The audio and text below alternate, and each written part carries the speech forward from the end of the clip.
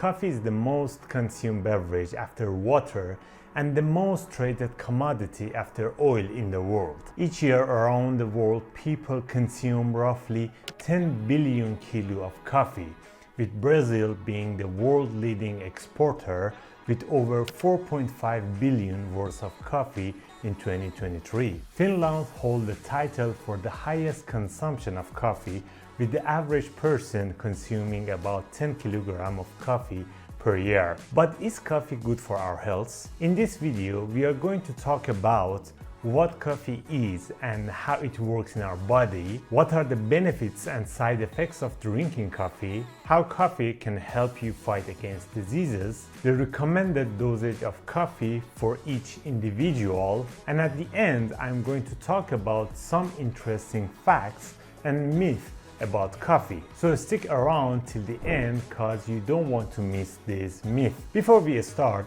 in this video, for simplicity, I mostly talk about coffee, as we know coffee has a high dosage of caffeine inside, and most of the information in this video comes from the caffeine inside the coffee. But if you have any specific question regarding the caffeine itself, feel free to write it in the comments. Let's get started. So, what is coffee? Coffee originated in Ethiopia, where there is a story that a goat herder named Kaldi discovered the energizing effects of coffee beans after noticing his goats become more energized after eating them. There are two main types of coffee beans, Arabica and Robusta. Arabica beans are known for their smooth flavor, while Robusta beans have a stronger, more bitter taste. Coffee is loaded with antioxidants and has been linked to several health benefits. More on that later in this video. But how the caffeine works? Normally throughout the day, a sleepy messenger called adenosine starts telling your brain cells it's time to wind down and get ready for sleep. But when you drink coffee, caffeine dives into the area and starts blocking adenosine from delivering this message. Let's pretend this is the adenosine, the neurotransmitter, and this is the receptor to activate it. So it goes in there and then it opens up. This which basically activates your ability to start feeling tired and sleepy. So that's what adenosine does.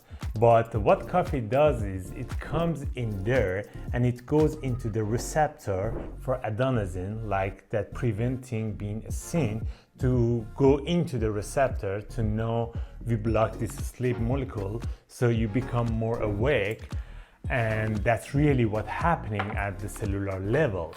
So it's like telling your adenosine, sorry, we are too busy for sleep right now and we can't do that. With adenosine out of the way, other energetic messengers like dopamine and norepinephrine can start working over time. They perk up your brain cells, making you feel more awake, alert, and ready to tackle whatever task comes your way. So for a while, caffeine keeps the sleepy feelings at bay and help you to stay focused and energized. But remember, caffeine's effects aren't permanent. Eventually, adenosine will find a way back into work and you will start feeling sleepy again. That's because without caffeine blocking adenosine, it can catch up and say it's time to chill, leading to what some people call a caffeine crash. So in simple words, caffeine works by blocking the sleepy signals in your brain and boosting the activity of other energetic messengers, giving you temporary energy and alertness. Now let's talk about the benefit and side effects of drinking coffee. By the way, if you enjoyed this video till now, please give us a like and subscribe. It helps this channel a lot. Coffee has lots of benefits. It can improve cognitive function. As I said before, caffeine in coffee blocks adenosine, leading to increased alertness, focus, and memory. Caffeine can also make your muscle feel more awake and ready to move. It's like giving them a little pep talk to be more active. Caffeine also it is rich in antioxidants, which help protect your cells from damage caused by harmful molecules called free radicals. It's a bit complicated and we don't want to go to that section right now. Caffeine in coffee stimulates the nerve system, leading to improved physical performance and endurance during activities like exercises or sports. Drinking coffee is associated with a 30% lower risk of premature death, especially for women and those with diabetes. It can also have a positive effect on mood by increasing the production of neurotransmitters like serotonin and dopamine, which are associated with feeling of happiness and well-being. On the other hand, coffee has some side effects as well. Excessive caffeine intake can cause anxiety, stress, and restlessness, especially in those sensitive to caffeine. It can cause insomnia. Caffeine can disturb sleep, especially if consumed close to the bedtime. It also can increase gastric acid secretion, leading to heartburn and acid reflux. Also, it can cause a temporary spike in heart rate and blood pressure, which might be problematic for some people. And the last one, regular consumption of coffee can lead to dependency, and sudden withdrawal or reduction in caffeine intake may cause symptoms like headache, fatigue, and difficulty to concentrate. Now let's talk about the most interesting part, which is about the effect of coffee on health conditions and diseases. Coffee can be a secret weapon against diseases like diabetes, cancer, and liver issues. In 2019, the Department of Nutrition, University of Brasilia, did a study and they found that coffee consumption is associated with a 12 to 14% lower risk of type 2 diabetes for every 200 milligrams of caffeine consumed. In another study in 2021 in the UK, researchers found that moderate coffee consumption is linked to up to 84% lower risk of liver diseases and liver cancer. In another study in 2023 in China, authors reported that moderate coffee consumption can decrease the risk of Alzheimer's and Parkinson's diseases. It can reduce the risk of stroke, premature death, chronic disease, risk of cancer, and also it can help with high cholesterol levels. Coffee can be useful for hypertension too. The studies show that moderate coffee consumption may help lower blood pressure in people with hypertension. But, this is an important but, people with a really high blood pressure who drink 2 or more cups of coffee per day may have double the risk of dying from cardiovascular diseases. So overall, the evidence suggested that for most healthy adults, moderate coffee consumption can provide a significant health benefit,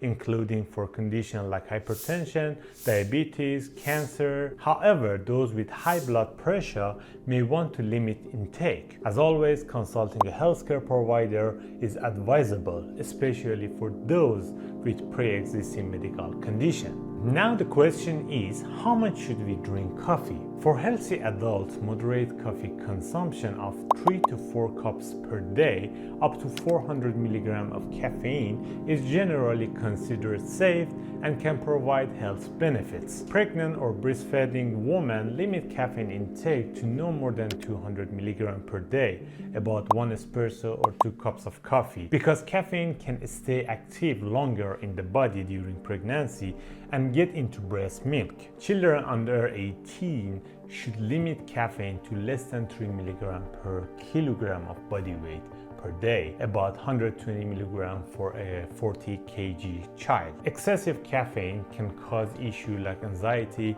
insomnia, and bedwetting in young people. People with certain health conditions such as anxiety disorders, insomnia, acid reflux, or heart arrhythmias may need to limit or avoid coffee altogether. Overall, it's essential to listen to your body and adjust your coffee consumption based on how it makes you feel. The key is to consume coffee in moderation, spread out consumption, and be mindful of individual factors like age, health status, and pregnancy. Consulting with a healthcare professional or registered dietitian can also provide personalized recommendations based on your individual health status and needs. Now it's time to start talking about some myths and facts about coffee. The first one, decaf coffee does not have caffeine inside, which is not correct. According to the FDA, at least 97% of caffeine should be reduced so they can call it decaf. Decaffeinated coffee still contains a small amount of caffeine.